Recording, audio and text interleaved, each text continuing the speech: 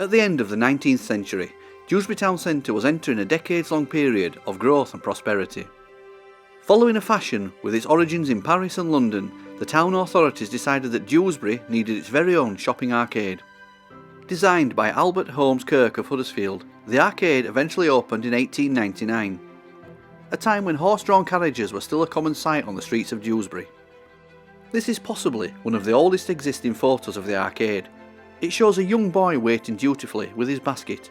Perhaps his mum has popped into Oates's wool shop. The first two shops to take up position at the marketplace entrance to the arcade were Jubb's Tailors and Balance's Florists. The new Balance's store occupied much the same location as the owner's previous shop, which had been demolished to make way for the southern facade. This image shows a very well stocked side window at Jubb's. As indicated at the foot of the window, Jubb's were also at the top end, having a second store at the northern entrance to the arcade.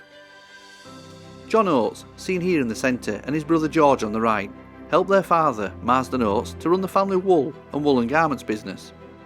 On the left, in the bowler hat, is William Balance.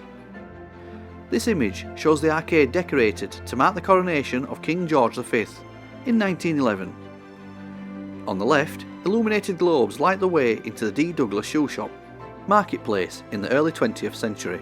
On the right, the sign for the Johnson and Barnford store is clearly visible. J&B's would soon become a household name in the town. Below, a young lad sells Cadimetary's famous ices. Corporation Street in the early 20th century. On the left-hand side of the arcade entrance is Dawson's Printers, whose previous shop had been demolished to make way for the southern facade. At the right-hand side of the entrance is Jubb's top-end shop.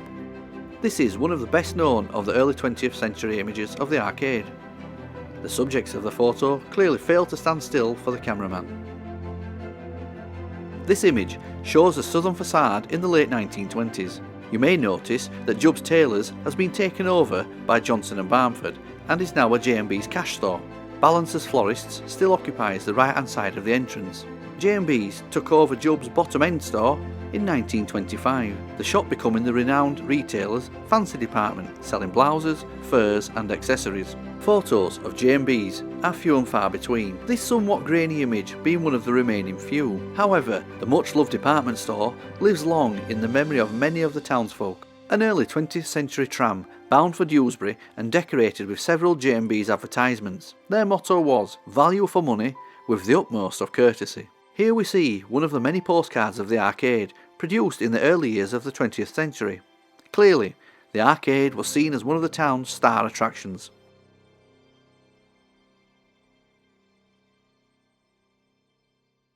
Here we see a photo of the arcade taken in 1911. The familiar dog and horn sign of the His Master's Voice Company can be seen hanging outside the door of numbers 12 to 14, confirming the music shop's tenure in the arcade has been of at least a century. The music shop had been in the arcade from the early days. Prior to becoming Orty's, the shop had been managed by Fred Normington. An image of Charles Thomas Orty, known universally as Tom. Along with his wife Mary, Tom established C.T. Orty, the music shop, in 1949. Mary Orty, formerly Mary Douglas, was the daughter of David and Julia Douglas, founders of the D. Douglas shoe shop. Mary had been granted shares of the footwear business by her parents, though she sold them to fund the founding of Orty's. Meekly sell your silvery numbers down the still and fragrant air. Woke my soul from gentle slumber, listening to your echoes fair.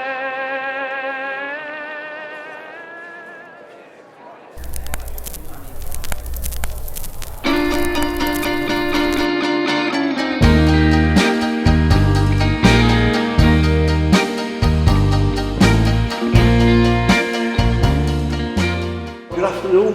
Yes, good afternoon. So, what's your earliest memories of the arcade? Probably going back to the 50s. I was obviously a teenager, just coming into my teens. And we used to come down and look in the window of Orty's. Wonder what it'd be like to play guitar.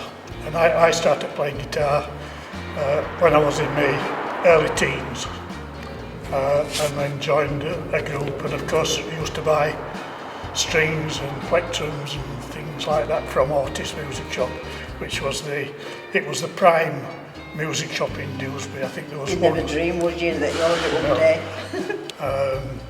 That was when it was owned by the Otis Music Shop, by Otis, and Josephine Orty ran the shop with an elderly lady helping her. They called her a Nona, which was a strange name, and she came from Batley. Josephine Orty decided that they couldn't make it pay really, could they? And so they put it up for sale, and my brother and a professional folk musician called Bill Price, they bought the Otis Music Shop. That would be somewhere in the mid-60s to late 60s. Now Bill Price, as I say, he was a professional folk singer, and he used to go across a lot to Canada singing. And he decided at this stage that he couldn't do both. So my brother asked me if I'd like, because I was musically inclined, all our family was musically But you were inclined. helping him out in the shop, weren't And I you? was helping him in the shop as well, yes. And Nona was still with us. And so we put our heads together and we bought Bill's shares in the company. So my brother owned 75% and I earned 25%. We bought into the shop in 1976. And in 1986 was it, my brother died, so that left me looking after the shop full time, which I had a full-time job as well. And this was in 1987, and we, as I said, we'd run it successfully in my family for about 20 years. Both our son and daughter worked on Saturdays. They got paid and a free record each. So that was good, they enjoyed it. So that was really my involvement with Otis Music Shop. We kept the name Orty because it was well known in the district. The doors of the music shop were open for well over a century. Though managed by a number of different owners, each offered a wide variety of musical instruments and a vast catalogue of recordings. The southern facade of the arcade watches over a bustling 1950s town centre. At the left-hand side of the entrance is Beaumont and Blackburn's Electricals, established during the post-war period by Mr Teddy Blackburn. A soot-blackened southern facade watches over Marketplace in the 1960s. Beaumont and Blackburn's boast new signage, though Anne's Pantry is as familiar as ever. Mr Blackburn, what's your connection with the arcade here in Dewsbury? Well, it all started in 1950 when my father decided he wanted a retail, well, he had a retail shop in Church Street, Dewsbury. All right. And it was a bit out of town because the bus station wasn't where it is now. And he got the opportunity of having this shop in the arcade, which had belonged to the YEB, the Yorkshire Electricity Board, before he moved in. And he was very excited when he got the opportunity to have this shop, which he took around about 1950, which at that time I was still at school. I left school in 1952. But even so, I used to come into the shop and help a little bit. And then when I started work, of course, I did a lot of work doing appliance repairs. We used to sell a lot of irons, kettles, electric heaters in those days.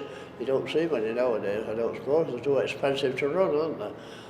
Night storage heaters and all those sorts of things. And my job was to see to the aftercare, the repair of all these appliances, up in the second floor of the shop here in the arcade. So that started in, 1952, 53. And we kept the shop until 1969. It was called Beaumont and Blackburn. I mean, Bobbins and Blackman started in 1924, around about. Well, Blackman started in 1924. My father, he started a little electrical business, and eventually Mr. Bowman joined in. Perhaps 4 or 5 years later. I think it became a limited company in 1938, around about that time. And unfortunately, Mr. Bowman didn't live very long. He died. He was only 48 when he died. He died in 1948. Yes, that was it. So it became just Mr. Blackman, if you like, my father. We finished 1969. Right. Yeah. Which was the year that my father retired. He was 65 then. I became a member of the family, of the company, and I joined in 1952 and continued until 2001. As I say, doing quite successfully as a contracting business. I feel very sad that it has closed down, because it's a beautiful building and it needs to be used. An early 20th century record player with a plain speaking nameplate. Mr. and Mrs. Blackburn, on the left, raise a glass with staff at Marks & Spencer's to celebrate the 75th anniversary of the Dewsbury branch. At the age of 4, Teddy was its first ever customer.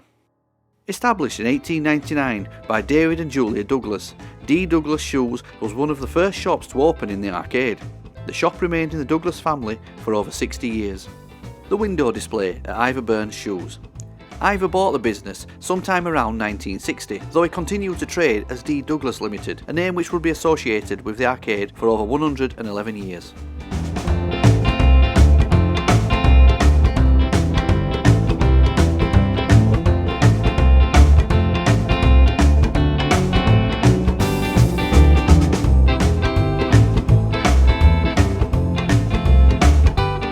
Here we see a drawing of the arcade by the late David Wood, MBE, of Dewsbury Arts Group.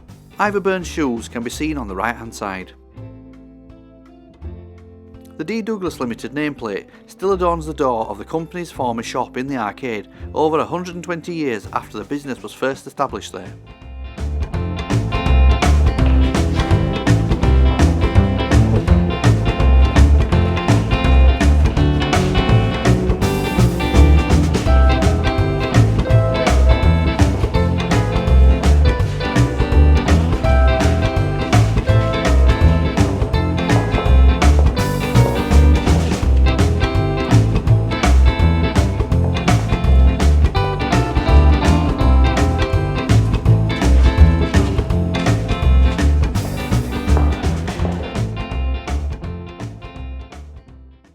Here we see Susan and Marjorie Bott in the very well-stocked perfumery at Forest's. Marjorie's husband, Fred, was a store manager during a 30-year period following the Second World War. An atmospheric image of the arcade in the 1970s. On the right-hand side is the Skoll Shop, or Dr. Skoll's foot comfort service to give it its full name. Walco Leather Goods set up store in Dewsbury in 1937 and would continue to trade from the arcade for over 50 years. A nostalgic image of Anne's Pantry, purveyors of the best Eccles cakes in Dewsbury.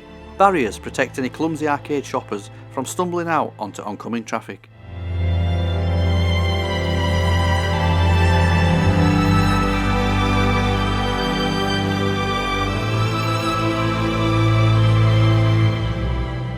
Here we see the arcade at some time around the turn of the 21st century. The range of shops has changed, though this era is also fondly remembered by many. A poignant image of the arcade taken in 2015. Benito's Cafe continues to trade, though all other businesses have either left or soon will do. The proprietor of the cafe describes himself as the last man standing, his being the last business to close its doors at the end of the arcade's 117 years as a functioning retail space.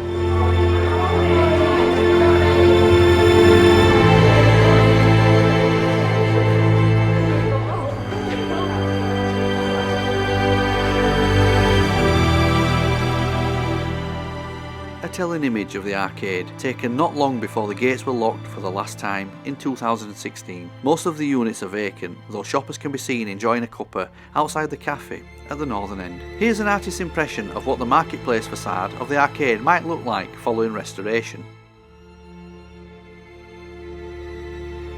This is an artist's impression of the main internal corridor of the arcade following restoration. I'm sure you're keen to compare the artist's vision with the newly restored reality of Dewsbury's much loved Victorian shopping arcade.